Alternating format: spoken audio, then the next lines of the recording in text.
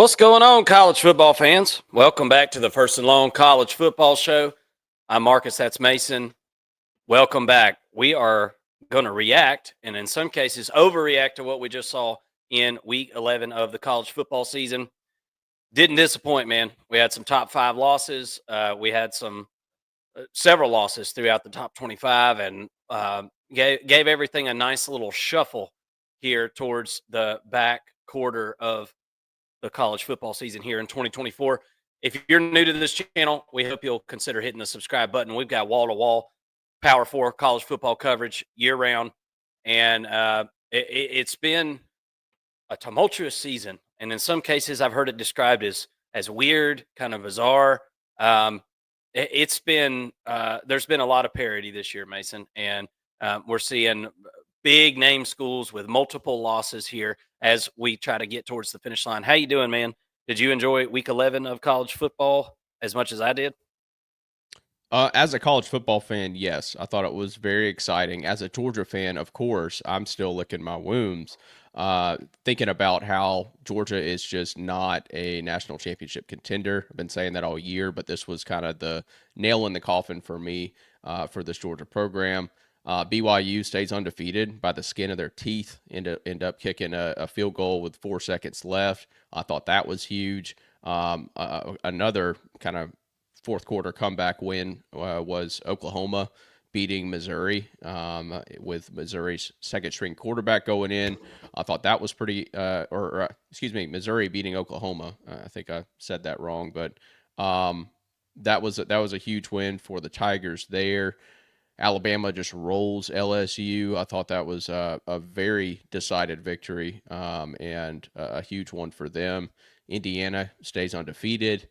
A lot of football to talk about here, Mark, and some big wins. I think that the college football playoff has been completely disrupted, which we'll get into on our next show a little bit later on today. But a lot of things have been figured out as we head into the last stretch of this season with 3 weeks left in the regular season. Be honest with you, and we'll do our preview show here in our next episode. But looking at kind of projecting the next 3 weeks of the season, there aren't a ton of really big matchups left. We got this coming weekend, we've got Georgia and Tennessee. The following weekend, we've got Indiana and Ohio State. And then the only other really big matchup is Texas and Texas A&M. And outside of that, there's not a whole lot left to figure out in this college football playoff room and things like that. Assuming that no major upsets happen or anything like that, we're kind of on the downhill slope here. Just to kind of prepare you guys for the rest of the season. This is pretty much what we've got. Only a few games that are going to decide the college football playoff, I think, moving forward. And then the rest is just going to be up to the committee. But nonetheless, not to project too far, let's get into what happened last night and this week of college football and, what our thoughts are on the games.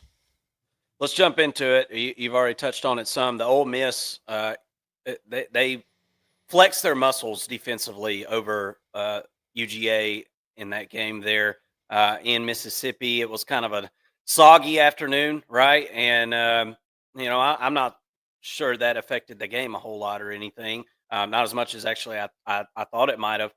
Look, I mean, we got on the betting show on Thursday, and neither one of us was willing to jump on the UGA, clearing this hurdle train necessarily. We were kind of picking around it, picking totals off of this game, first half totals, but neither one of us wanted to take Ole Miss either. And the reason for that was the fact that Georgia hasn't been beat by a team that wasn't Alabama in, over 4 calendar years. Well, that's all come to an end here as Ole Miss defeats UGA 28-10.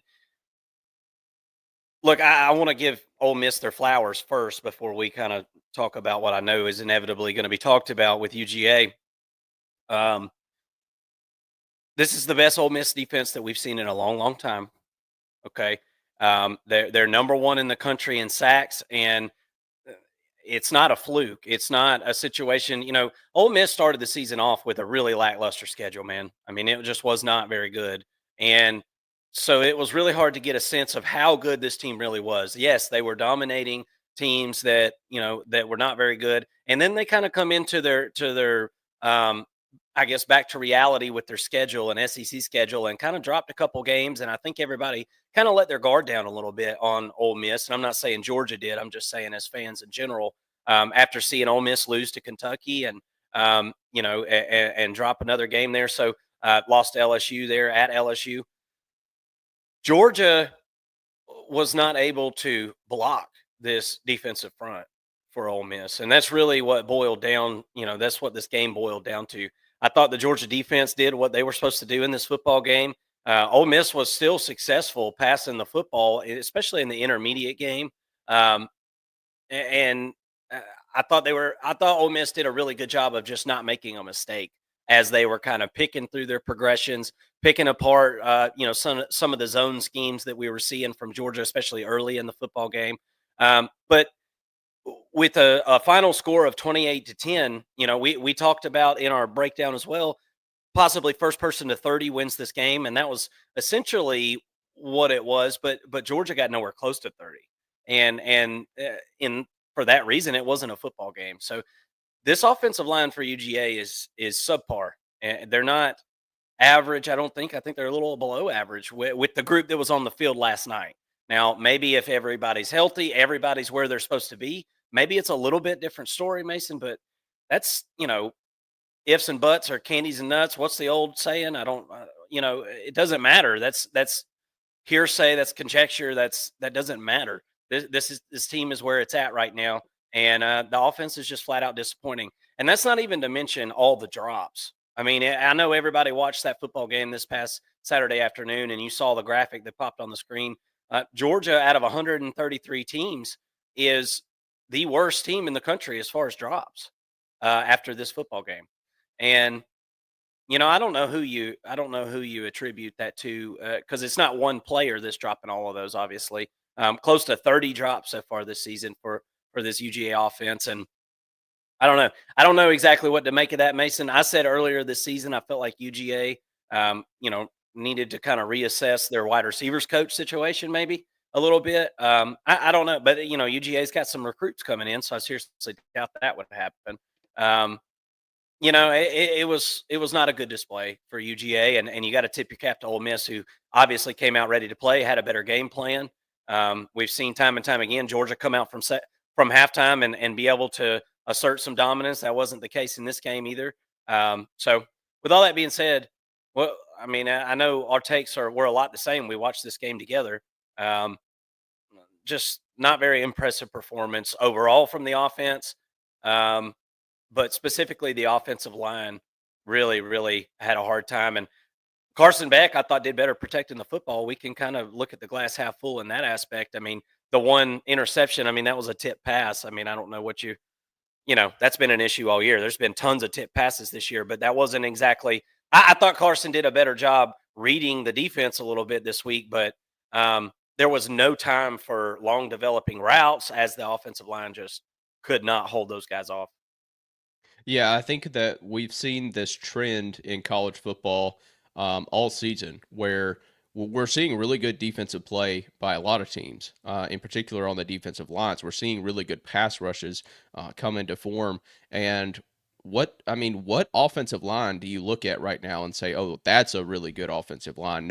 Nobody's going to get sacks against this offensive line. There's not one because in college football, at least, maybe in the pros, it's a little bit different. I don't watch a ton of NFL football, to be honest, but it seems like a great defensive line is going to beat a great offensive line 9 times out of 10, if not more. Like 95% of the time, we're seeing the defensive line get through what is considered a good offensive line. I don't necessarily look at Georgia and say, oh, that's just a bad offensive line.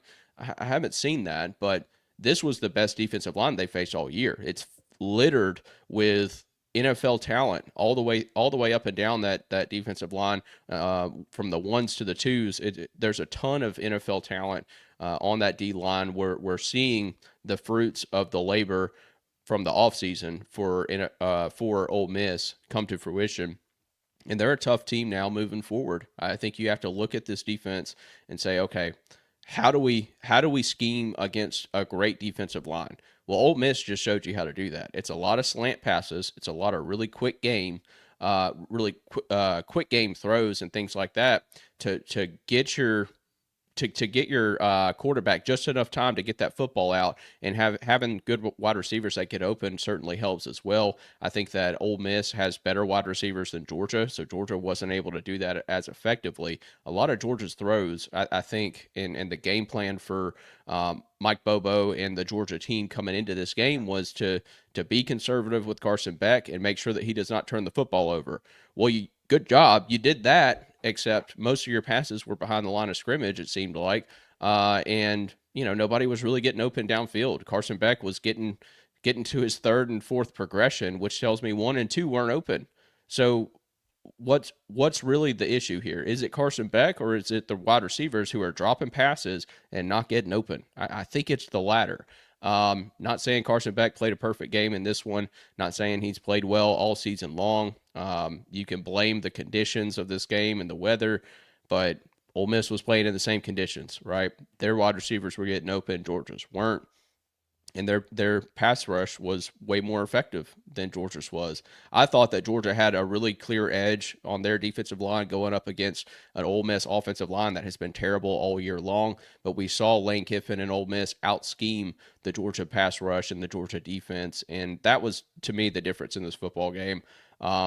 My hat's off to Ole Miss. I think that they're going to be a problem moving forward. They proved in this game to me that they are a national championship contender, whereas Georgia is not. And I've been saying that for a while. I don't know if I've really said it on the show as much, but all year long I've been saying, Georgia's not a national championship team. Like, Georgia's best hope is to win an SEC championship, right? That would be probably the ceiling for this football team. And now you're looking at, after the loss to Ole Miss, Georgia's best hope is to make the playoffs and potentially win the first round of the playoffs. But that's probably the ceiling for this football team because of the offense is, it's just average at best from the quarterback to the running back to the offensive line, to the wide receivers. There's no unit you look at and say, yeah, that's a really good unit. For Georgia, it's average as grits all the way through, and now we can finally put to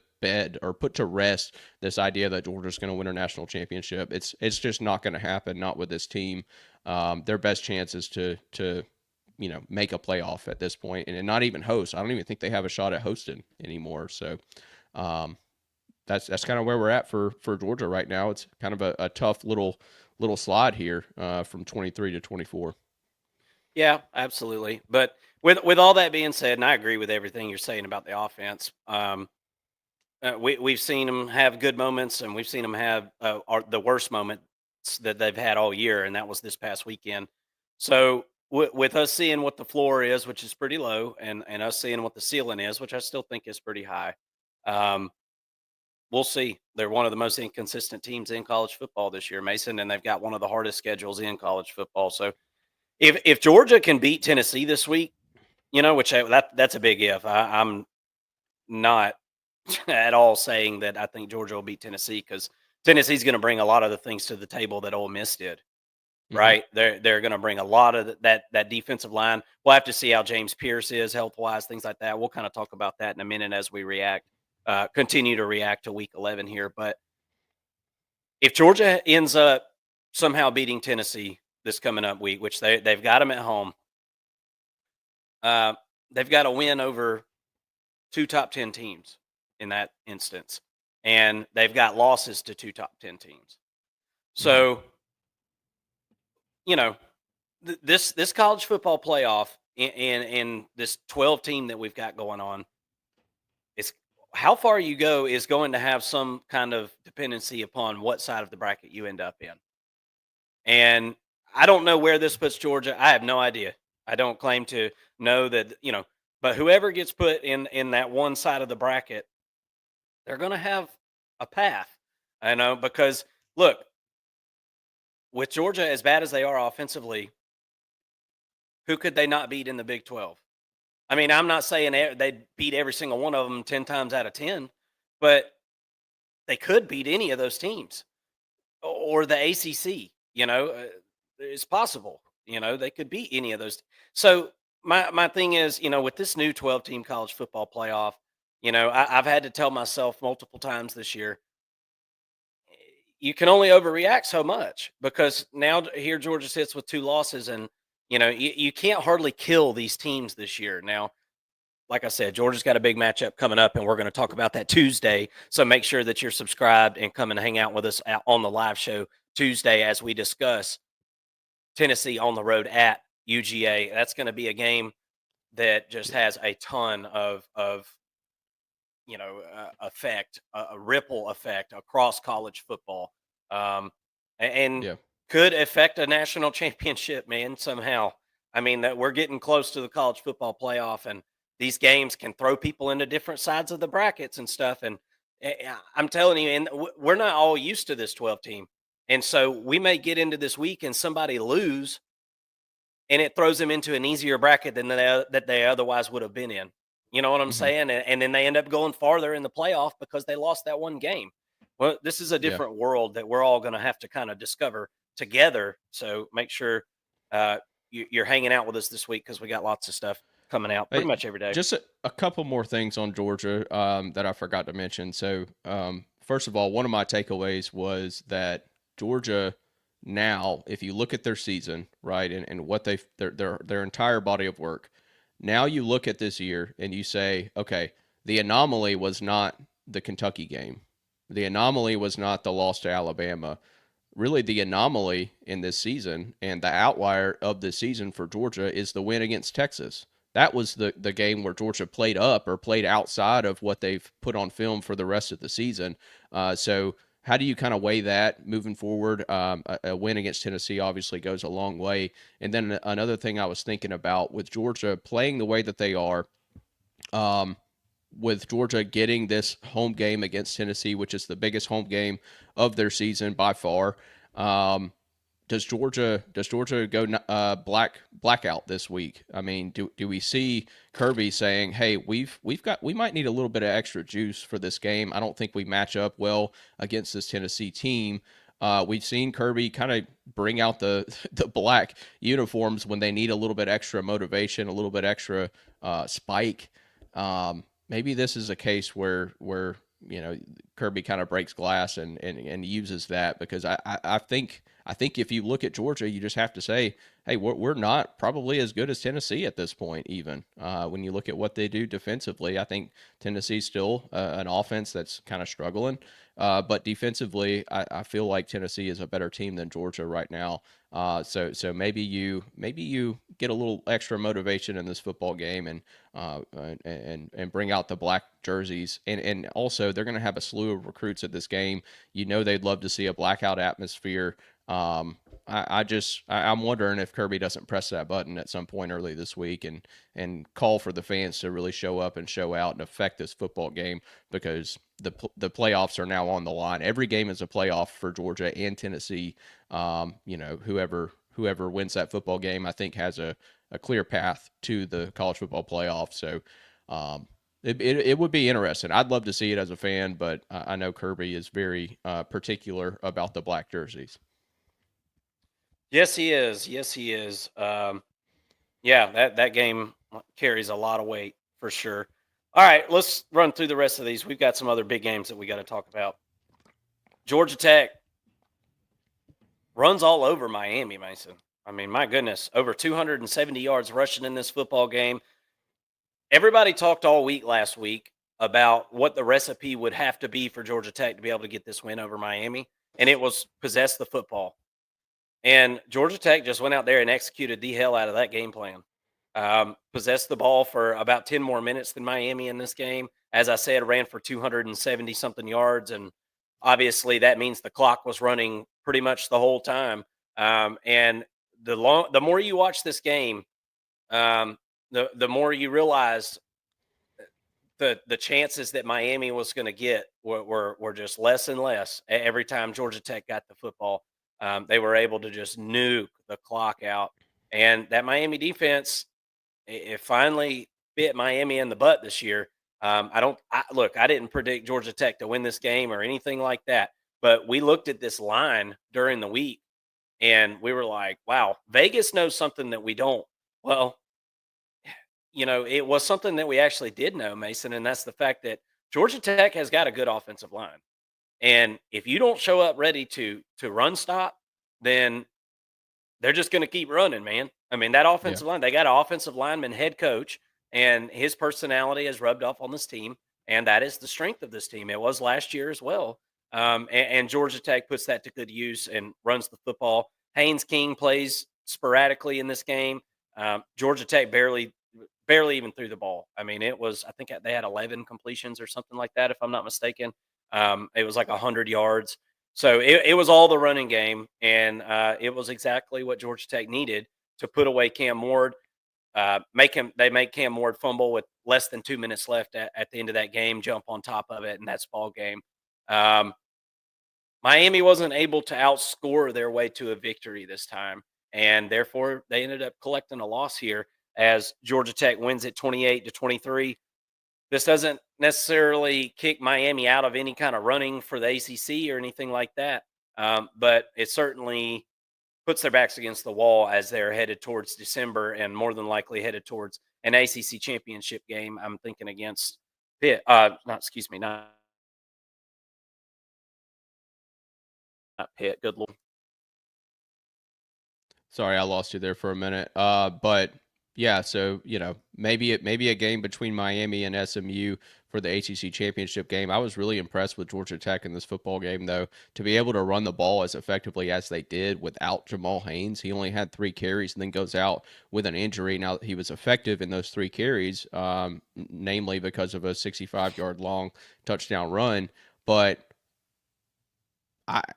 how on earth is Miami this bad at the rush defense side of things? They're really good up front. When you look at their pass rush, they're pretty good, pretty effective. Why can they not? Get any sort of stop on the defense when it comes to teams that can run the football? I just don't understand it. Is it over pursuit? I'm not sure. They ended up with 6 tackles for a loss in this football game, no sacks. But credit the Georgia Tech defense. I think that really should be where the game ball is given, because to hold this Miami team to 23 points, that's really impressive. We said going in this football game, Miami's the best offense in the country. Well, they just faced a Georgia Tech defense that has been ridiculed for their poor performances all season long, and Georgia Tech kind of held their own and held Miami to 23 points. Did not have that on my bingo card, but Georgia Tech does get the win here. Anxious to see what Jamal Haynes looks like moving forward. Yeah, man, absolutely. Big win for Tech there, as that was what they needed to get to, bowl eligibility. And look, watching that game yesterday, that was the most electric I've seen the crowd at Bobby Dodd in a long time. Now, they were listening to the YMCA, so I mean, that is pretty much the music that gets you going. It's provocative. And it seemed like the crowd there was celebrating something. I'm not sure what they might have been celebrating while listening to that song, but it seemed as though they were having a really good time. And if you know, YMCA has kind of been a hit here lately. Georgia Tech, as I said, runs all over Miami. Miami's going to be fine, but we'll see what happens to them whenever they run into SMU here in conference championship week, because I'm almost 100% certain that's going to be the matchup in the ACC. They're going to have their hands full, man, because SMU is a good football team, and now there's blueprints out there, for how to combat this Miami team. Everybody watched that this weekend. Everybody saw that film. Let's go to the BYU game, my friend. The Holy War. What an exciting football game. So BYU ends up winning this thing at the very end, driving down the field at the end to kick a winning field goal as time essentially was expiring. And Utah kind of just had like a little burst there in that second quarter, and that's all they could muster was the 21. So Utah again doesn't have the offense to be able to put an opponent away, right? And that ends up kind of being and inexperience at quarterback. I mean, it was very clear watching this football game that the wide receivers and the quarterback were just not anywhere on the same page. So it was very discombobulated as for the Utah Utes offense. But you got to give credit to BYU, man. They've got some serious cojones because whenever it comes down to the fourth quarter, this team they just don't have any quit. They have no. It seems like there's nothing in their head saying, we can't do this. Oh man, we're done now. They are resilient, and even while Retzlaff, did not have a very good day there, he led the most important drive there. And most important drives of the game. 9 points in the fourth quarter to Utah, 0 points in the fourth quarter. That was good enough to do it. 22-21. BYU stays undefeated, 9-0, 6-0 in the Big 12. BYU sits with a cushion at atop the Big 12 at this point, Mason. What did you think about this? What did you think about this one? I felt like we called the game pretty good. We just named the wrong quarterback for Utah. The overhit, just like we thought it would whenever we talked about it on the Thursday show. But BYU is able to pull it out. What'd you think? Yeah, well, I thought it was a really strong performance by the Utah defense. I had Utah winning this football game, and if it weren't for a kick return for a touchdown, I would have been looking like a genius. I mean, now the over would not have hit, but that was the difference in this football game. And when it's all said and done, the kick return added a little bit of a spark there for BYU. And then, BYU's defense really stepped up and was very effective in this football game against Brandon Rose, a quarterback getting his first start. Not really sure what the thought was there in going with Rose instead of going with Wilson, but nonetheless, he was honestly the better quarterback in this game from an effectiveness standpoint. Jake Retzlaff did not have a great game. He was 15 of 33, 219 yards, no touchdowns, QBR of 39.5. Just not a great performance, but a gritty one. That continues to be the trend for this team, and he's really that identity that he has is showing for this entire team, and they really just kind of look like a solid program once again. Need a little bit of luck to get this one out, but that's what it takes sometimes, especially in that gauntlet of a Big 12 schedule that they have. We've seen this time and time again. TCU had a similar run a couple of years ago, and that to me is what BYU kind of embodies right now. A Big 12 team that is kind of struggling in some games, but finding ways to win. And once again, they do that and remain undefeated and look like the front runners for the Big 12 right now. Yes, they do. They're sitting all alone up there up top. Everybody else has got a couple of losses now. We'll kind of get into some of that right this second. As I felt like it's a story worth mentioning, Mason. Colorado wins again, brother. Colorado is exceeding all expectations at this point. I mean, exceeding my expectations, and I got to tip my cap. And they haven't played a murderer's row or anything like that. Don't get me wrong, but you just got to tip your cap. They've done so much better than what we thought they were going to be able to do this season. And this game looked like a rocky start there in the first quarter, and Colorado proves to be resilient and comes out on top. And they're 7-2, 5-1 in the Big 12. Shador Sanders continues to do his thing, man. I mean, 291 yards. I wouldn't even say this is one of his best performances or anything like that. And 30 for 43, 291 yards. He looks like one of the best quarterbacks in college football, which we already had discussed and knew that before the season. But I'm just really surprised at this team at this point, Mason. And I'm surprised to see if Coach Prime doesn't get Coach of the Year, who deserves it? More than him. Maybe I guess Cignetti at Indiana is probably the front runner for it. It's got to be Coach Prime, pretty close there behind him. Unbelievable season for Colorado, and they're not done yet, man. They've got a chance to do something pretty damn special, and to have a college football playoff berth on the line right now. So I don't think there's a lot of teams going to get in from the Big 12. We'll kind of look at the conference standings, I guess, maybe here in just a minute. Um, I don't think there's 3 teams or nothing getting in from the Big 12, so it's going to be slim pickings, and things have got to fall correctly for them. But man, I can't count them out. And here we are going into Week 12. That's a good sign for Colorado. Yeah, I think that this Colorado team and this story behind this team is second only to Indiana in what they've done so far, being undefeated, hardly trailing ever in this season, and playing a tougher schedule than Colorado has played as well. But I mean, you're kind of splitting hairs. This was a Colorado team that people forgot even existed in the college football world. Not a great team. And they go to the Big 12, and now they look like they could realistically win this thing. If Colorado and BYU were to play right now, I'd be taking Colorado because of their offensive power and success. Excuse me. Bless you. Had a little sneeze there. I was trying to get through with what I had to say before that came up, and so just didn't quite work out. Snuck up on me.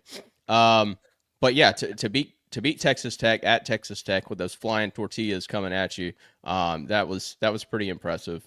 This was a Texas Tech team that's coming off of a big win. Flying tortillas. What the hell are you talking about? You don't know about that? No.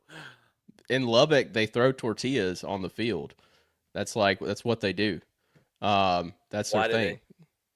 I don't know. I'm here for it though. I love it. It doesn't have to make sense, right? It's Trump's America. You can do that. Yeah. So, wow. I'm not even mad. I'm impressed. That's amazing. Yeah. Very cool. Yeah, but yeah, I mean, I thought that this Texas Tech team was kind of playing good football, and you look up after the first quarter, it's 13-0, and you're thinking, all right, well, there goes Colorado. It was a fun season, and then they just surge back and do what they do offensively, and show some explosiveness, particularly in that third quarter. This is a contender for the Big 12, and a team that could potentially win a playoff game or two. Absolutely, man. I mean, like I said, it's going to depend on what corner of that bracket you end up in, man. That's going to make all the difference in the world, as far as how far some of these teams are going to be able to get. And not to mention there is a lot more teams that are going to be contenders this year than in years past, like actual real contenders. I can't remember a year where we've got so many teams that actually do have a shot to win a championship. That part of this season is pretty remarkable, and I think by design with the transfer portal and everything that we've seen, all the changes, it makes more sense that there's more parity than ever.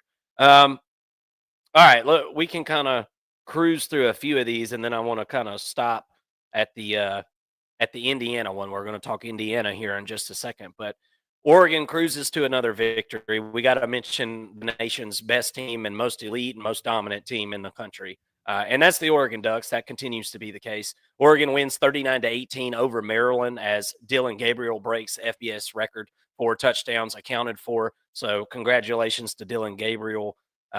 Continues to be a force in college football, and I think he may have saved his best work for last, Mason, and this will be his last season in college football, and it really does seem like it's coming to a really nice ending for him. Gonna need for a team to win a national championship, you're gonna have to beat 3 top 10 teams in a row, right? And that's gonna be tough for any team in the country. Nobody's ever had to do that before.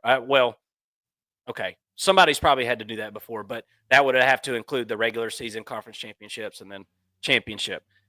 It's going to be different this year, and it's going to take a really special team, and Oregon's the most special one that I've seen so far. Anything on that game before we kind of keep scooting?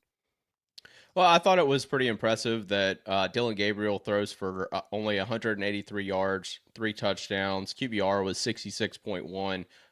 And Oregon wins in dominating fashion.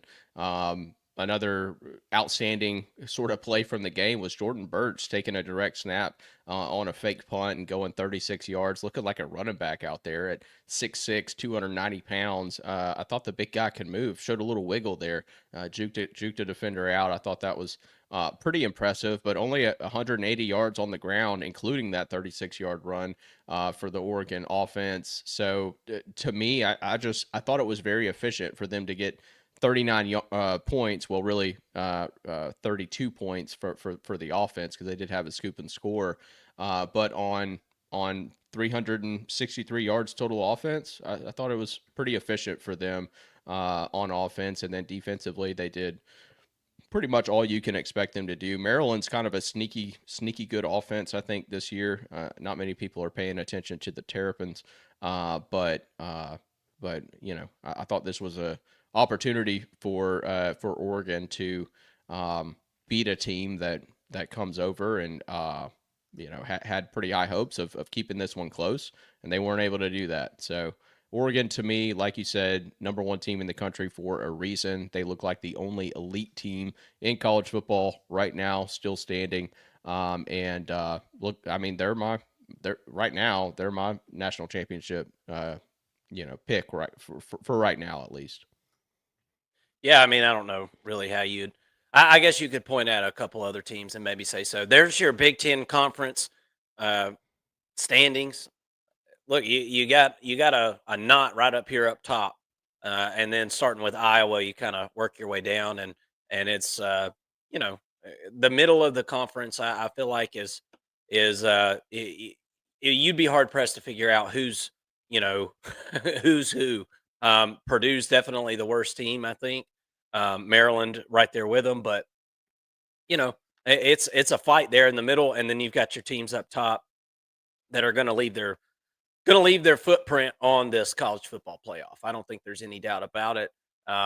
It looks like the Big Ten could be the conference to possibly get the most teams in. We'll see how everything kind of works out and shakes out. But four teams there with one loss or less, two teams still undefeated, obviously, Indiana and Oregon. Um, hey, Big Ten's got some players this year, man, for sure. All right, let's keep it going. Ohio State, Texas, Tennessee, Penn State, and Notre Dame. All those teams roll this week. I don't, you know, I don't know that we need to go and mention every single one of these. I do have a couple of notes from a couple of them. Jeremiah Smith kind of breaks some records for Ohio State. That's good stuff. Hey, water wet, fire hot. Jeremiah Smith is a good wide receiver. These are things that we know about the earth. Texas absolutely flexes their muscle on Florida. I'm not sure why anybody was all over Florida this week after very clearly a situation was developing with DJ Lagway. He hurt his hamstring. Supposedly, people talked about him practicing this week some and blah, blah, blah. But then the AD, Scott Strickland, comes out for Florida and says, Billy Napier's job is safe. We're not firing Billy Napier. Well, then that immediately should have prompted in everyone's brain, why would you play DJ Lagway at that point? There's no sense in trying to push him back from an injury in a game that, you know, why would you want him half 50%, right? Because then it looks like you used your best player. It just looks worse on the coach. Use your third string quarterback. You've got that excuse built in, and that's, you know, what Billy Napier did. Whether he looked at it like that or not, I don't know. But with that all being said, Texas just absolutely kills Florida at Austin. Real good showing from Texas there. The offense looked really good in that one. Defense as well. Tennessee rolls over Mississippi State. Here's one of the games I've got a little bit of concerns with, and it's not really anything to do necessarily with Tennessee. It's to do with, is Nico okay? Because Nico came out of this football game. Gaston Moore ends up playing there in the second half. And is James Pierce okay? I don't know if James Pierce ended up coming back in this game. You guys can let me know in the comment section, or if you know, Mason. But obviously, I feel like those are two pretty big pieces, right, for this team. I actually think Nico less so than I think Nico is still developing. I mean, obviously, you want all the best players available. Nico did make a couple of decent passes there in the first half. So I've seen some growth from him. But you've got an experienced guy at least in Gaston Moore. And he was able to come in and show some kind of level of poise and keep the run game going and continue to run the offense at least. And then not to mention Sampson goes down in this game and comes back in. So there was some injury questions in this game that going into this week's matchup, I think are worth noting and worth looking into. But Tennessee does what they're supposed to do against Mississippi State, and that's absolutely cream them. And then Penn State, Notre Dame did what they were supposed to do this week too. Those are kind of all college football playoff contenders that rolled this week, won by double digits, every single one of them, and did what they were supposed to do. What are your thoughts on some of that? I was kind of trying to, and then we're going to talk Indiana, we're going to talk Boise State, we're going to talk Iowa State, and then an exciting ending to an SEC championship, or excuse me, SEC matchup. Definitely not a championship in that game. What did you think about that bundle of teams there? Yeah, I mean, I haven't gone back and watched the full game highlights of Tennessee and Mississippi State. I'm kind of saving that for Tuesday's show since we'll be talking Georgia versus Tennessee. But I mean, just by looking at it, it seems like Tennessee was able to run the football pretty effectively against a really poor Mississippi State defense. I know Stone Blanton went out in that game at one point for Mississippi State. He's their best player, I think, on defense there at middle linebacker. Not sure if he was able to come back and return for that one, but I mean, Tennessee did what I kind of figured they would do against Mississippi State. Texas just absolutely throttled Florida. They were up 35-0 at the half. I had Texas covering in that first half there, so felt really good about that. But Florida, they're gone for the rest of the season, y'all. You might be able to see them sneak out a win. Before the Florida State game. I have them, winning against Florida State at the end of the year, but they'll need one other win coming from somewhere. They got LSU this week, or I think it's this week, but then they got one other one, and then Florida State, like I said, I think they win that one. But for them to go bowling, got to find another win somewhere. Not sure if they'll be able to do it. Penn State's defense shows up once again, looking like one of the best defenses in the country, and putting up 5 touchdowns in that game is pretty impressive as well. To not be settling for field goals, I thought it was a strong outing by that offense. And look, Penn State's one of those teams now where you look at their schedule and you assume that they're going to win out, but with Ohio State having the win against the head-to-head win against Penn State, there's a real chance now if Indiana beats Ohio State and Indiana plays in the Big Ten championship, there's a chance that an 11-1 Penn State team with no good wins, like they would have no good win. Illinois would be your best win, and then second to that would be USC probably. There's a chance that Penn State gets left out of the college football playoff at 11-1, and that is not going to go well for those fans out there, at Penn State. But yeah, I don't really have anything else from the bunch that you mentioned there. Teams did what they were supposed to do in a lot of these games for the most part. Yeah, they did. All right, Alabama, LSU. Alabama absolutely just skull drags LSU at home at night. Good call on your part, Mason, this past week. It just wasn't anywhere even close. The offense continues. This LSU offense has went into a slump where they're turning the football over. They're just discombobulated, and man, it's really crazy what a few weeks can do to a team. Because this LSU offense looked like a well-oiled machine there, kind of towards the middle of the season, whenever they were able to beat Ole Miss, right? And I know Ole Miss had a couple of injuries on the defensive line as that game went on, but man, this LSU offense just didn't look anything like what we had seen in the middle part of the season. And hey, don't look now, but Alabama's looking pretty good again, right? This was a really consistent showing. Scored 14 in the first quarter, 7 in the second, 7 in the third, 14 in the fourth quarter to close things out. Very well-rounded victory and resounding victory for Alabama in this one. Jalen Milroe carried the ball for 185 yards. This is what this Alabama offense has to be if they want to win a championship this season, Mason. Now, I'm not saying don't ever throw the football. Obviously not. I mean, you got to use your guy Ryan Williams. You gotta try to use some of some of your skill players. But Jalen Milroe being able to run and take off and get yards on the ground, he's such a dynamic runner. And that to not utilize that is to not play to your fullest of capabilities. Alabama was able to do that in this game. 185 yards rushing. That's got to be a career high for Jalen Milroe in a game. Pretty insane stuff there. And LSU's defense, it continues to be really inconsistent, Mason. The scheme is better. Guys are in better position. There's no doubt about it. But as you can see, there's still a talent gap. And I think some of the injuries caught up with LSU in this game as well. But got to tip your cap to Alabama. That was probably the best full game that we've seen them play this season, right? Wouldn't you say? Well, especially with it being on the road at night in Baton Rouge. I mean, that was the only thing that a lot of people were that was the only reason why a lot of people were picking LSU in this football game. And that can only take you so far. I've seen the Alabama defense play much better in the past few weeks. They were definitely, I mean, this was the best defensive outing for Alabama by far this season. I was concerned about Garrett Nussmeier turning the football over. He had 2 interceptions in this game. What was kind of surprising for me was that as effective as Alabama was at running the football, it all just about came from Jalen Milroe.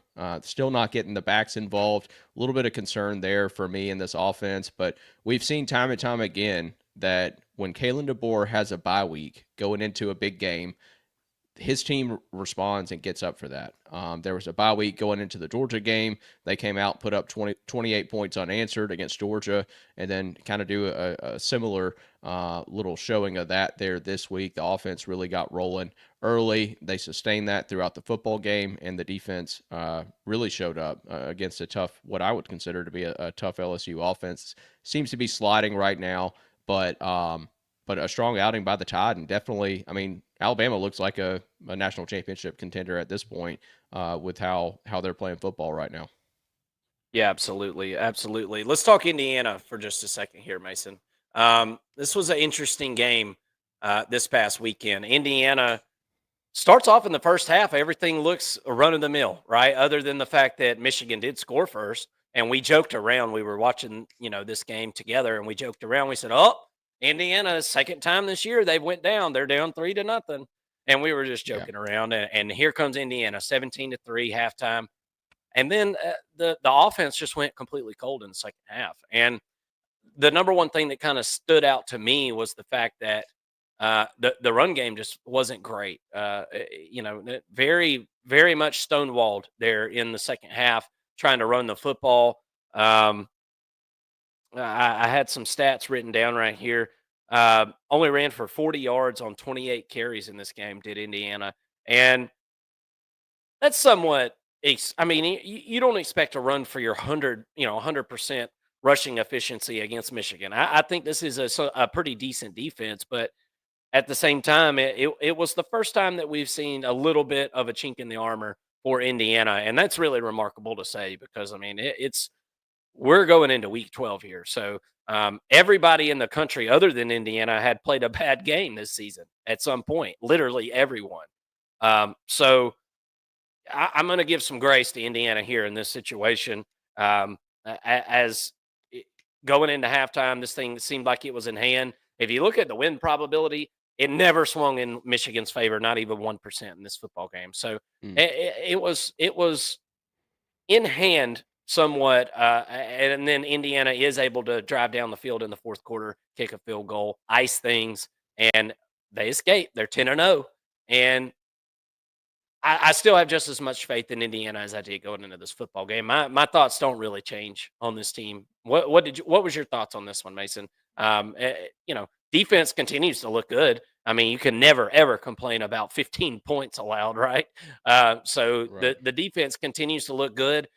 Michigan was able to play some keep away in this game as well, Mason. So Michigan able to win the the time of possession battle by 8 or so minutes, And that does make a difference. I mean, you're limiting possessions and things like that. So we've always said if Michigan could sustain some drives, that would help this team a lot considering they don't have a great offense. And that recipe almost worked in the second half. But close is only in horseshoes and hand grenades, ain't that right?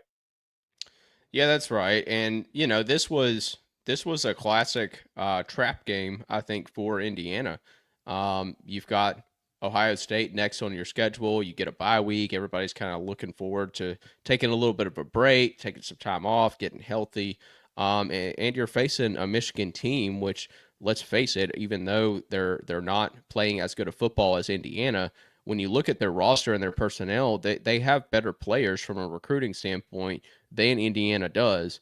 So I was a little bit concerned that maybe kind of the other shoe would drop for the Hoosiers here, but they ended up kind of playing disciplined football there in that second half, and doing just enough to win it. I mean, I think the field goal in the fourth quarter was huge.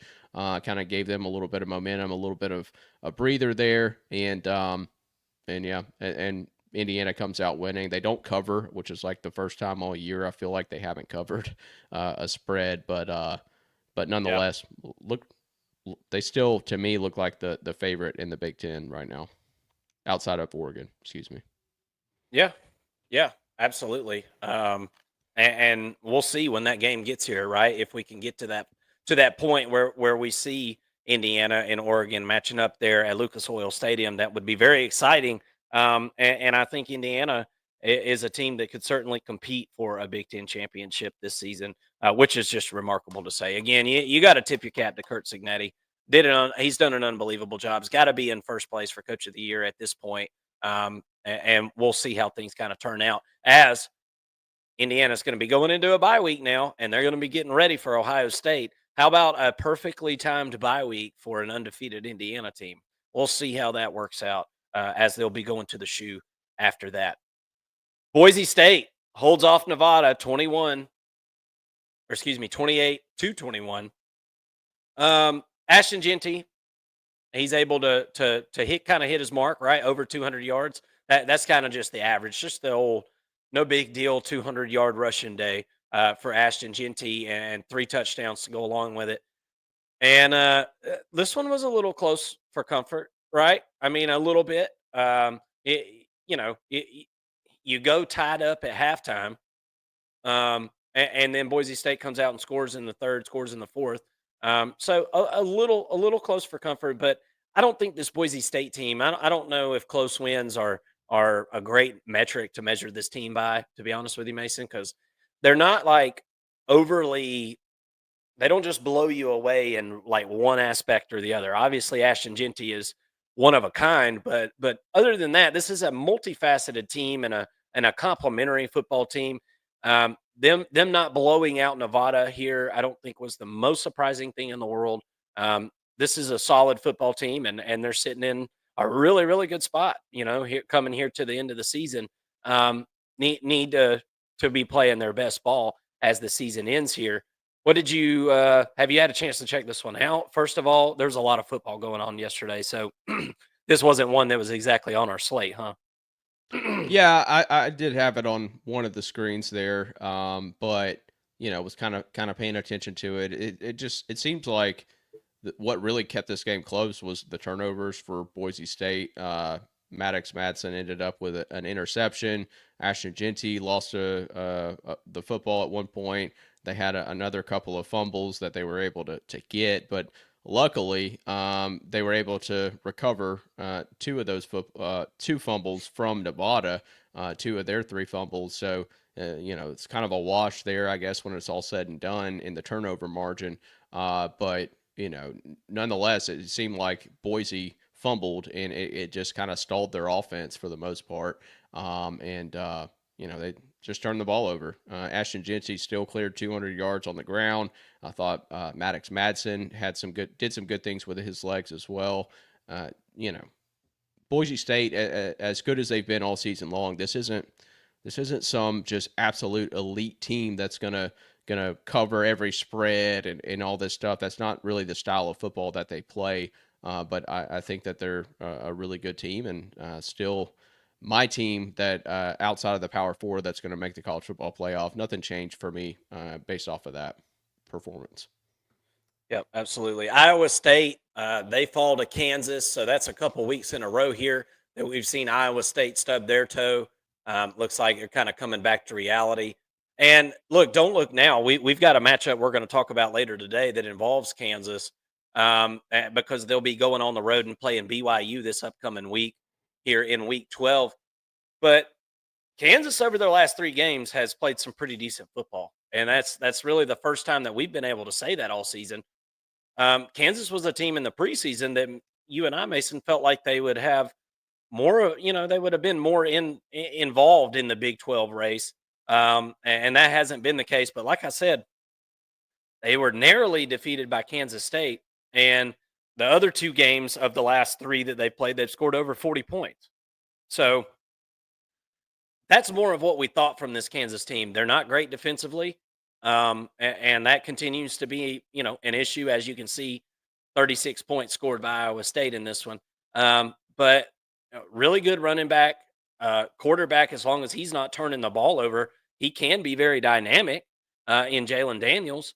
So it's gonna be about the defense against BYU if they're able to put up a fight there. But narrow line in that one. We'll talk about it on the next show. We're doing 2 streams today, guys. We're gonna shut this one down here in just a few minutes, and we'll jump right back on and get into some matchups, and our top 25 will be revealed as well. But Iowa State goes down to Kansas, and then Pitt goes down to Virginia. If you watch the Thursday betting show, I put actually that was my most confident money line pick of the week was Virginia over Pitt. Virginia's been a team that's kind of laying in the weeds.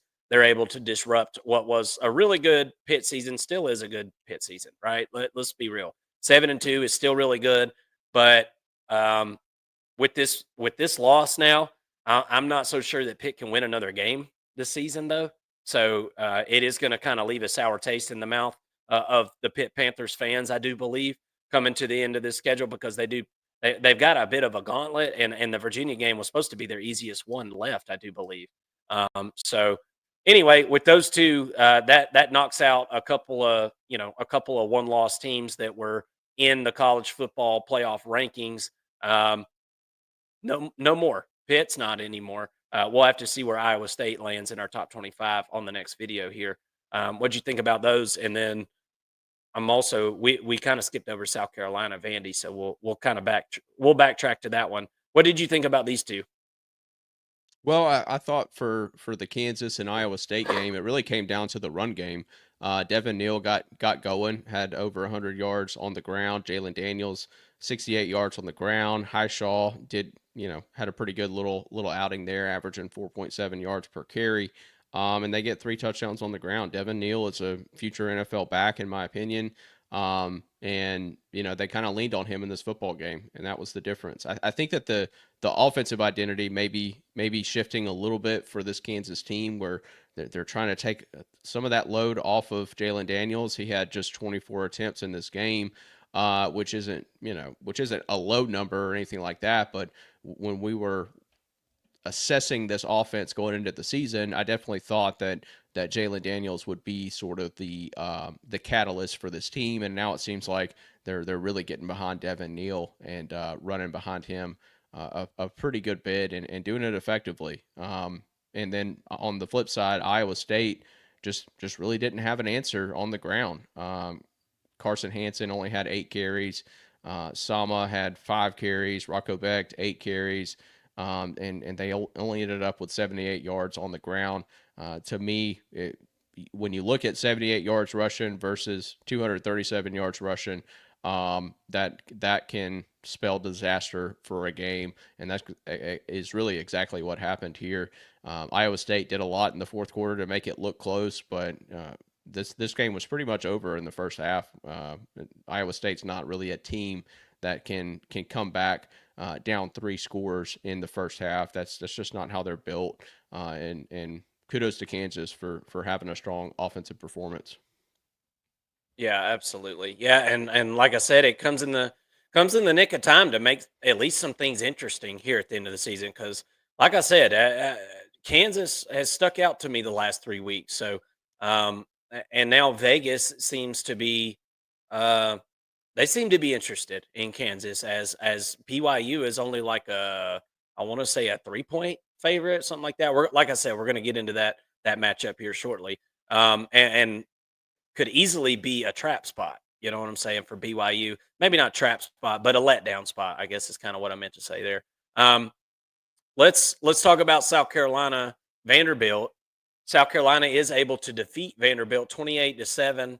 Um, South Carolina's just been a really fun team to watch this year, man. I'm just, they've been really, really, really, really, really fun to watch. And I think what's so fun about it is I just didn't really expect this from this group. Now we've been hearing about Lenora Sellers for a couple of years, and the upside of that guy, and it was a rocky start. I can be documented on this channel early in the season as saying that I didn't know that this guy was a SEC quarterback or not, and I'm not sold that this guy's going to be all SEC or all American or something necessarily, or a first round pick or whatever.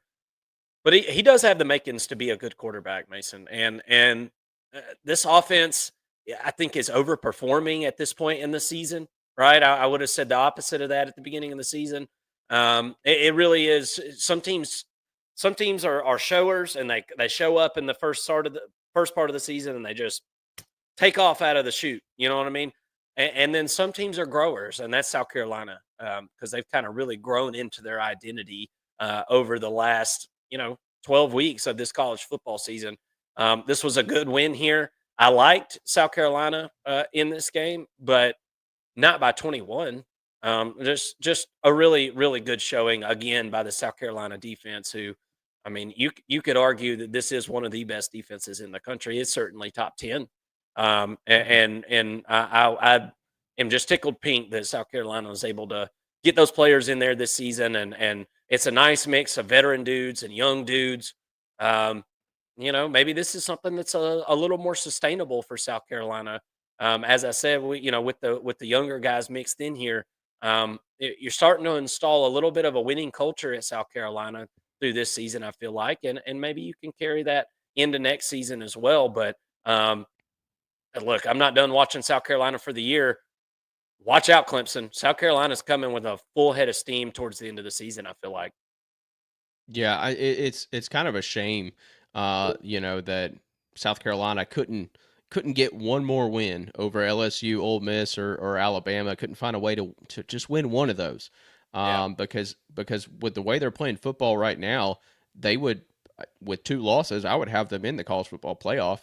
Yeah. And I would love to see this team in the college football playoff with the way they're playing football right now. I have them winning out with games against Missouri, Wofford, and Clemson to close out their schedule.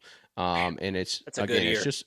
It's a good year, man. 9-3 with that schedule. It was not an easy one. But they were so close to being 10-2. I mean, should have beat Alabama, should have beat LSU. It was specifically that LSU game. I mean, they really could have had that one. Could have had that one won. But I hate that we're at a point now where we're looking at South Carolina saying this looks like one of the best teams in college football with the way they're playing right now, specifically on the defensive side of the football. But we're not going to see them in the playoffs. We're going to see them in a really strong bowl game, I think. But I hate that we're having to look ahead to 2025 for the Gamecocks right now because they're playing such good football. I think that they could spoil a team in the playoffs if they had the opportunity. I absolutely think they could. This team's got a ton of potential, and that defense just travels, man. And look, for the record, I mean, South Carolina should have beat LSU, right? Yeah. That was crazy. South Carolina probably should have beat Alabama. Yeah. I mean, just being honest with you, I mean, Alabama, 3 different ways they almost lost that football game, right? Just really, really unbelievable stuff. And that's what a good defense can do for you. Think about where Georgia would be this year without that defense, right? I mean, that'd be a 4-loss football team with the offense that they've got. But your defense can win games for you in modern day college football. And South Carolina is proof of that. Georgia's proof of that this season. defense is alive and well, man. It seems like kind of a changing of the guard a little bit as far as what's working offensively in the NFL, what's working offensively in college. It seems like it's like a renaissance of run game over all of football.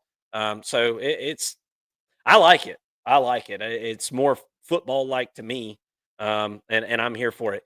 Mizzou gets a scoop and score at the end of the fourth quarter to beat Oklahoma and absolutely shatter Oklahoma fans' hearts. That's incredible stuff. Mason, you were on the Oklahoma side of it this weekend, and that was the right side to be on, right? That was absolutely the right side to be on, except for the fact that this Oklahoma team doesn't know how to win. And I just talked about South Carolina instilling a winning culture. And I know that throughout history, Oklahoma has had a winning culture. And I'm not at all talking about that because that has nothing to do with right now. This team doesn't know how to win. They don't know how to put people away. They don't have an offense. It's lots of things need to be continued to be worked on for Oklahoma. But you got to tip your cap to Mizzou to be able to have the resilience to come back and not quit fighting until the very end of that game. And it pays off 30-23. Mizzou gets the win, and they continue to kind of hang around, Mason. They've got a couple of losses this season, and they're just kind of hanging around there, barely taking care of business after getting stomped by Alabama the week before.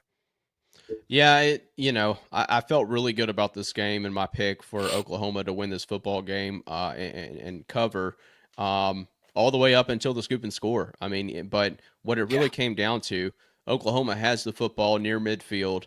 All they got to do is go down and kick a field goal. The game's tied at this point. And they can't run the football. I mean, that's really the issue with this Oklahoma team just in general. No offensive line up front to block. They get sacked a ton. They turn the ball over too much because of all that pressure. And Jackson Arnold puts the ball on the ground in a pass attempt that he probably should have just thrown out of bounds at the end of the game. But instead, he tries to make something happen, gets sacked from behind and loses the football. And that was it. I mean, it was so close to being right on that one, but that's college football. That's college football betting for you.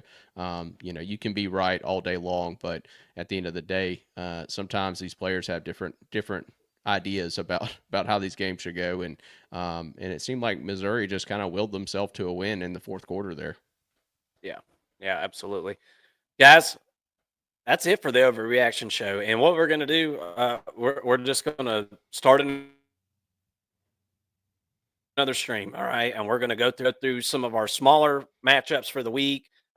So y'all come hang out with us on that other stream. I'm going to literally cut this one off, probably just go make a cup of coffee real quick and use the bathroom, and we're going to jump right back on this thing. So we'll see y'all on the other side. I appreciate you tuning in to the Week 11 reaction show. We'll see y'all on the next video. Thank you so much.